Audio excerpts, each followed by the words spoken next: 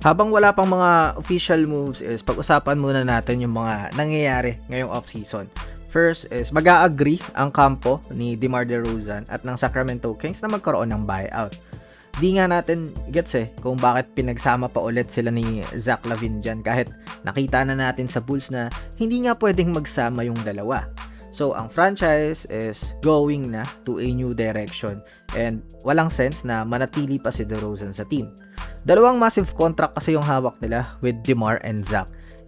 Wala rin silang choice kundi i-play out yung final year ni LaVine worth 49 million dahil nag-opt-in ito sa kanyang contract. Kahit din naman kung alam nating mababa yung value natin this free agency, might as well get that final year na sobrang laki. So, naka-tie up pa sila kay LaVine this season kaya need ring ma-unload si DeRozan.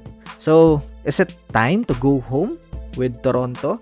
Pero gusto siya ng Miami Heat to a veteran minimum kasi wala silang bench option after that Giannis trade. Next, ang New Orleans Pelicans is nahihirapang makahanap ng trade partner kay Trey Murphy. Nung una kasi gusto nila 4 na first round draft picks pero wala talagang kumakagat. Ngayon, binabaan na nila sa 3.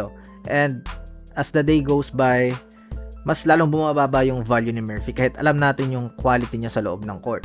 Pero with that, na bumaba na yung hinihinging draft picks, nakuha yung atensyon ng Portland Trail Blazers.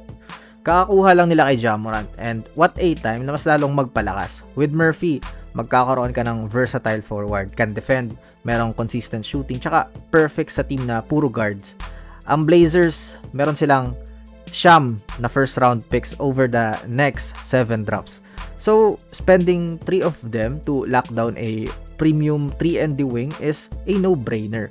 Though maraming nag-reach out like Warriors, Pistons at Hawks, pero itong Blazers yung may magandang package to get Trey Murphy. Next, para sa Cleveland Cavaliers, parang naglalaro sila ng chess kasi na-report na naglaan sila ng roster spot para mag-trade kay Bron James. So, strategy nila para maakit si LeBron to come home in Cleveland.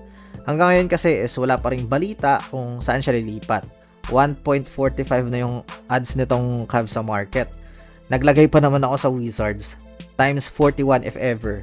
So, tagay tayo pag nag-Wizards si LeBron.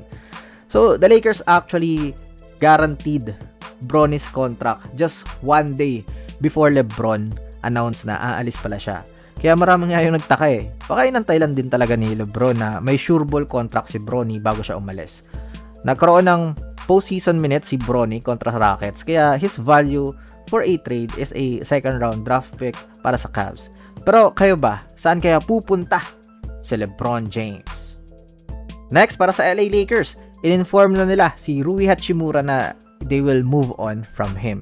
Tsaka parang lahat naman na nasa roster nyo, lahat ng tumulong para makalusot kayo sa Rockets, inalis nila para sa contract ng Big 3 nilang Doncic, Reeves at Kessler. Kahit nga si Smart hindi nakalampas, si Jackson Hayes na magiging teammate ni Lucas Slovenia. Ewan ko ba sa Lakers kung ano yung trip nila ngayon?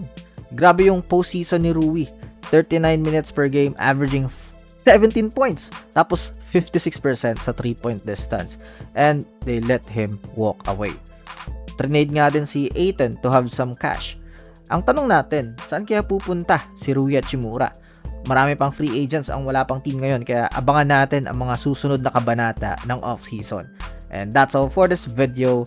Let me know all your thoughts in the comment section below. I will now step back. Bye-bye.